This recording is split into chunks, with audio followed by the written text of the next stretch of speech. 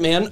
Sing Out Loud. Been a lot of chatter about Sing Out Loud. Great artists, by the way. Great, stellar lineup. Mumford & Sons, who destroyed, absolutely knocked it out of the park the last time they were here. I mean, it was one of the most memorable experiences in recent St. Johns County history. I mean, it really was. People still talk about this all the time. Yeah, I think he's got one of the best voices of our time. Yeah. I mean, he's just that talented of a guy.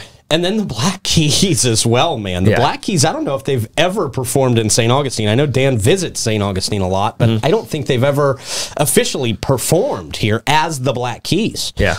So this is going to be very, very exciting. But of course, a lot of people got sticker shock over this. A lot of people saw some of those VIP prices at like $740, and they thought, whoa, that hurts.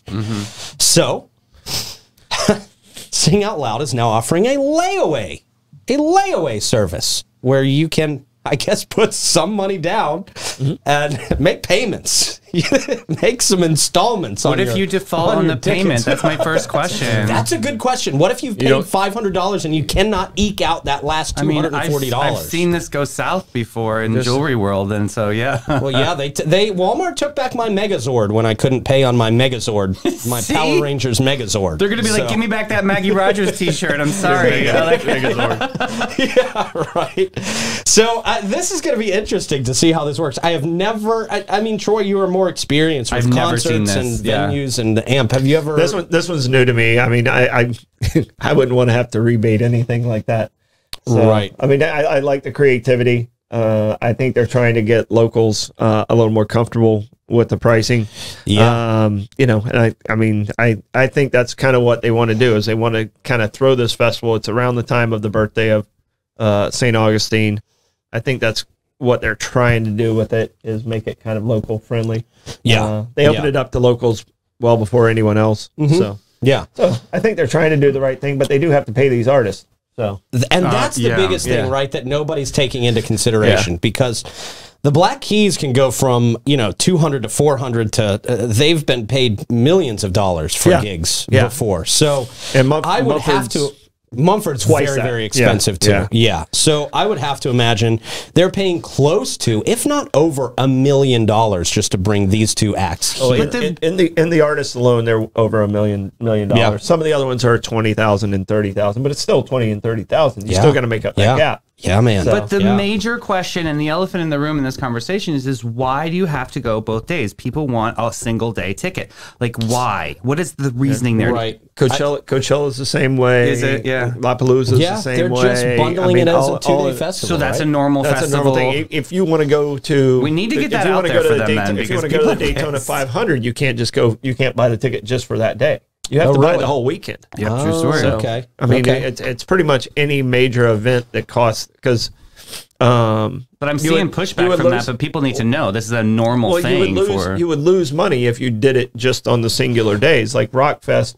You know, they would lose money on Thursday. It's a clever way. They make all their money on Saturday, so the incentive is to get you to buy the big ticket one. So it's a clever way on their end, as far as marketing is concerned, to make sure people who buy tickets for both days. Right? They just bundle it in there together. Doesn't make the sticker shock feel any better. Yeah. To a lot of people. I mean, a lot of people that I talk to have said, I'm just going to watch it from the parking garage. You know, I'm going to stand up on the top level of the parking garage. I'm sure they know that's probably going to happen. There's probably going to be some circumvention there or something. I mean, what can you do? Are they going to put a big shroud up over Francis? They did it in Tampa. There were people camping out and just on the Taylor Swift. So I don't know. I don't know if we do that here in St. Augustine. I don't know if you can. I don't know how you find a shroud big enough to cover the events field from the top of the parking garage. But you want to support it. It is a local venture thing, and we do want to support it. So yeah, but you know, also at the end of the day, people have to look out for themselves. People have to still be able to afford bills. $235. Okay, so $235 for those. That's not terrible. So what is it down? Like 60% down? I mean, I paid $160 for Adam Sandler. Right. Yes. Those Adam Sandler tickets were expensive. Yeah. Killers were $150. Yeah. So I mean, you know, if you break it down by day, you know, it's not that horrible for the G yet. Yeah. No, I think that layaway probably concerns more of the VIP folks. You know, from what I understand, they had a like a VIP option that they wrote out that they the took first day that they kind of revoked. That was like $900. I did see that one. Yeah. Man. So there was like the VIP and then the extra VIP, and they said, boy, nobody's going to pay $900 for anything. I'm not sure you can actually lay away the VIP, though. Oh, no? Really? That would not make sense to lay away a $200 ticket and not lay away the $750. That's a really good On question. the post, it says just GA and GA Plus. See, it makes it pointless. Oh, then. GA Plus, you get to have then. the charging stations and the water thing. Yeah. Nice. And I mean, a lot of people, I mean, it's the slowest visitor time of the year. So that the time they selected, September's the slowest month. So, I mean, they're hoping to get people to stay the entire weekend. So, yeah. So, and this is a week before the amphitheater becomes a private entity, correct? Mm-hmm. Yeah, October 1, it becomes its own nonprofit, I guess. So who becomes the? And maybe we can't mention. I don't know if we can. We probably can mention names. I think everybody's name is already out there. Yeah, I think it's all in the public. So who oversees operations then? Who takes over? Well, it's going to stay. Gabe's still going to be the general contractor. I think only maybe 2 employees are staying with the county. The rest of them are going with the venue. Okay. You know, and it's run by a board. I think Dylan Rumrell's the president of the board right now. So we'll see. I mean, I have my reservations. I've told them about my reservations. You know, I think it's going to be great when times are good and the economy's good. But when you need that extra support, it's nice to have,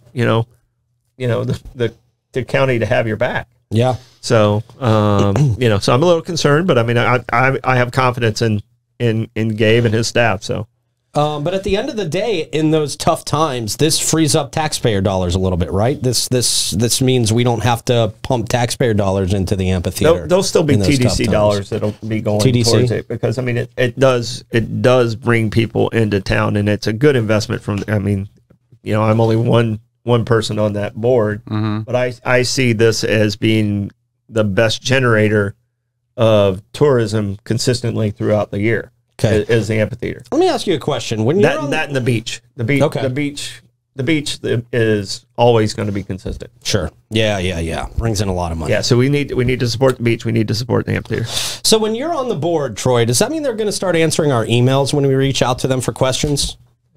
What's it? Oh, the amphitheater. Oh, the amphitheater. Yeah. Well, you know, the chairman of the board is going to always answer.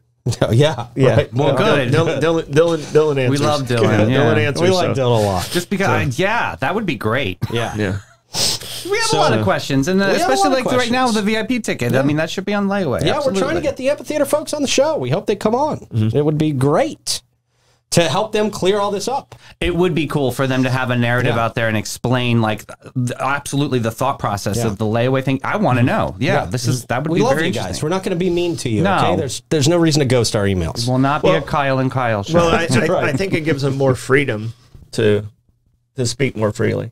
Cool. You know, they're under the government, and the guys they have certain restrictions of when they're allowed to talk to the press and how they're allowed to talk to the press. Oh, didn't know that. Okay.